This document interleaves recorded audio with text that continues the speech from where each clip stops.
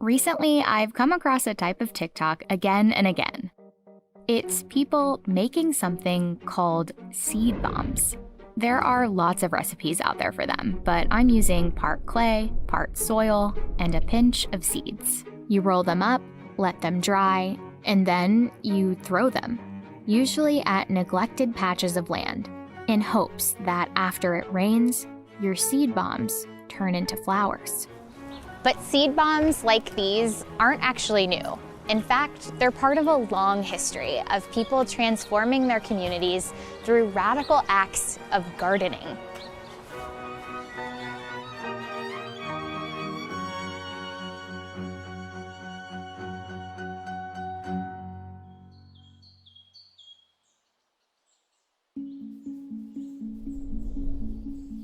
For centuries, green spaces in cities have offered a way for people living in close quarters to cultivate land and spend time in nature. For New York City in the 1960s and 70s, it was no different. The city back then looked a lot different than it does today. New York City had so many vacant lots. I mean, block after block after block. That's Karen Washington, who's been an urban gardener and farmer in New York since the 1980s. Abandoned buildings, burnt out buildings, tossed to the side because the city at that time was going through a huge fiscal crisis. A sharp economic decline, coupled with white flight when people left the city for the suburbs, meant there was mass disinvestment. Buildings were abandoned or left in disrepair, especially in the city's lower-income neighborhoods. What was left was urban decay and thousands of vacant lots. One of those areas facing mass disinvestment in the 1960s and 70s was here, in the Bedford-Stuyvesant or Bed-Stuy neighborhood of Brooklyn. It's where, in the 1960s, a resident named Hattie Carthen noticed something. Bed-Stuy didn't have enough trees.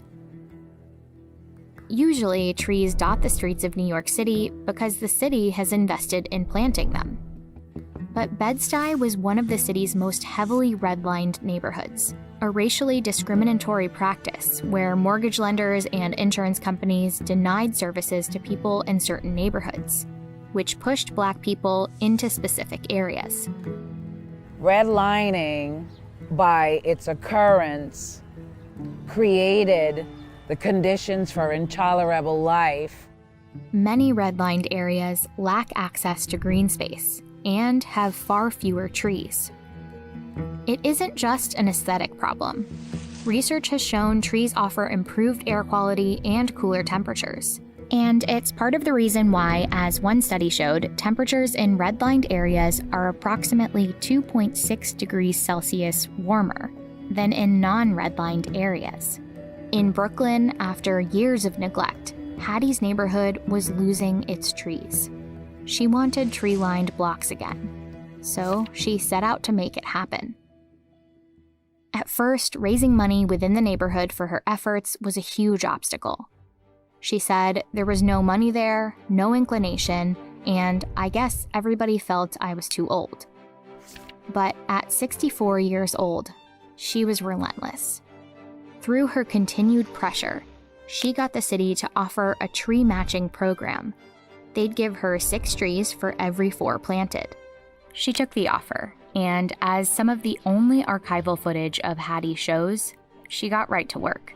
Hattie started a group called the Tree Corps, enlisting local kids to join her. Our helpers have grown from 3 kids to 30, now fanning out into Bed-Stuy to help to bring living, growing things back to their streets. In less than a decade, she led grassroots efforts to plant 1,500 trees in Bed-Stuy. Hattie did that work of cooling the cities, of mitigating some of the effects of redlining. Hattie became known as the Tree Lady of Brooklyn. But her work transforming the community didn't end there. In 1968, as part of a wave of redevelopment and urban renewal, the city of New York was slated to demolish 4 abandoned brownstones in Bed-Stuy, along with the nearly century-old Magnolia grandiflora tree towering outside them. For 2 years, Hattie organized against the redevelopment project until she was able to procure historical landmark status for the tree. In fact, it's the only living thing in the city still landmarked today. Saving the magnolia spiraled into a way to reclaim 3 of the brownstones too. She convinced the city to sell them to her for $1,200. She turned the brownstones into the Magnolia Tree Earth Center, a space for children to get environmental education, including horticultural workshops and lessons on how to care for and plant street trees. It's a place where Hattie's story continues to inspire generations of urban gardeners. It was Hattie's grassroots movement that changed what the community looked like. Around the same time, another New York City woman took the idea of radical urban gardening to a new direction. This time, it started with a seed bomb in the Lower East Side. At the time, it was another neighborhood struggling with abandonment and disinvestment. And in 1973, a local named Liz Christie was hoping to change it. In the very beginning, we were very radical. That's Don Loggins, one of Liz's friends and fellow gardeners. So we made these seed bombs. We'd go out in the evening and toss them over the fences. And next year, it was full of flowers, like a little meadow. They had no legal access to spaces, but made it a mission to regreen unloved parts of the city. They started to call themselves the Green Guerrillas. Soon, the group turned their attention to one vacant lot, here on Houston Street. She was walking by one day, this lot, and it was full of trash, like 3-4 feet of trash. She went back home, called a bunch of us up and said, we have a project you might like to work on. The group spent a year removing trash and adding soil, fencing, and plants. To take a space that was full of garbage and trash and green it was a radical concept back then. What originally happened was the city came in and said, this is our property, you can't use it as a garden. In response, Liz called up the press and tried to get the word out about the Green Guerrillas. And eventually, the city backed off. In April 1974, the City Office of Housing Preservation and Development offered them a lease for $1 a month to make it legal. The Green Guerrillas named it the Bowery Houston Community Farm and Garden. It became the first New York City approved community garden. Soon, residents began planting vegetables, hosting workshops, and sharing knowledge with other gardeners. The community gardening movement exploded. People all across the city started getting $1 leases to turn abandoned lots into green spaces in their own communities. By 1985, there were around 1,000 gardens across the city. Puerto Rican communities were also transforming abandoned lots too, like ones here in the Bronx. They built gardens and casitas where they gathered for gardening, music, and community. The gardens are so different. We had people coming in from Chinatown. We had people coming in from Tibet. They got seeds from their family and they had plots and they were growing vegetables that were native to wherever they're from. But these spaces, often tucked away right off busy streets, also offer an oasis in the city and a place to reconnect with land. People in marginalized communities took something that was devastating, ugly, and turned it into something that was beautiful. Community gardens grow communities for the people, to be run by the people, for the benefit of the people.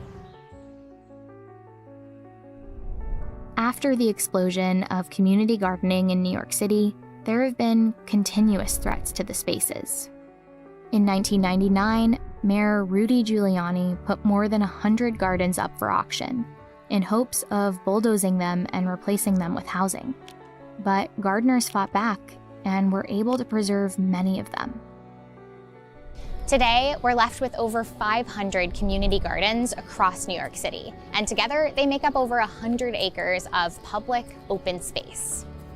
Thanks to the work of pioneers like Hattie and Liz, these gardens still provide food, community, and connection for thousands. You've got some red okra, some cucumbers. These are a little more. I see Hattie as a light. Everything that I created is in the name of Hattie Carthen. Yannette Fleming runs the Hattie Carthen Community Garden and Hattie Carthen Urban Farm and Farmers Market. She uses the 3 acres of land to focus on food access and a place for youth to become invested in this work. As soon as I wake up, it feels like Hattie's waiting for her work to continue, so that her work will be told as a story of women who nurture communities, of women who go beyond themselves to set the template for life to happen. Hattie and Liz both passed away in 1984 and 1985, respectively. But their work, what started with small but radical acts, can still be seen everywhere. It's in the little patches of green that dot the entire city, the trees that still stand, the gardens that now bear their names, and the people who continue their work. There is that ongoing fear of erasure. We might leave without our stories being captured and told. But we know that just like trees, these works are deep and are lasting. I don't know what the city is going to look like in 5 years, but I hope that there are still strong allies and still strong radical people to be around to preserve these spaces, which are magical.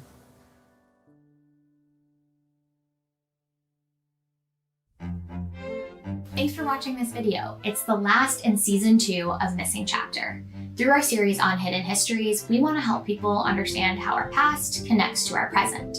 In this season, we produced 5 episodes all across the US. It took 24 team members and 5 months to produce. For our next season, we want to cover international stories too. We've been hearing from our viewers all over the world, and we want to expand our examination of the past. Our work takes a lot of resources, but there's a way that you can help us dig into more forgotten histories. If you're able to, consider making a financial contribution to Vox.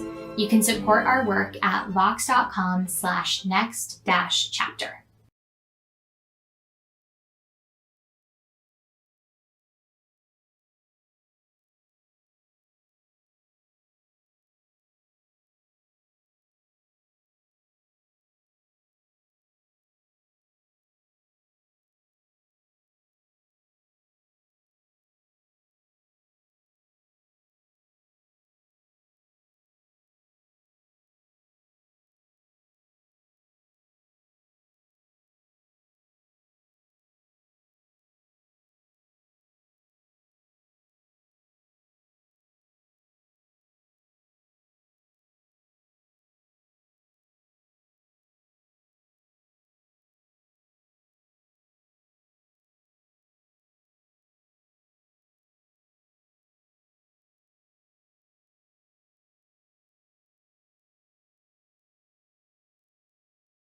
In terms of food production and food insecurity, community initiatives on urban farming can be seen as a direct response towards the socio-economic phenomenon of food deserts, namely areas where people have limited access to a variety of healthful foods, either due to low income, marginalization of populations and neighborhoods, lack of access to fresh vegetables and fruits, poor physical access to supermarkets, as well as lack of fresh vegetables in markets, and difficulties in transportation.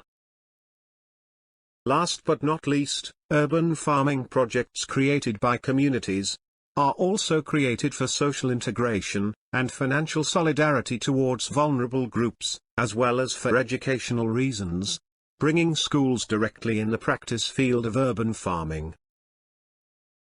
Overall, urban farming grassroots initiatives can be seen as a response to recent urban social, economic, and political crises, and simultaneously as an expression of green activism in different cities and areas with diverse socio-economic contexts.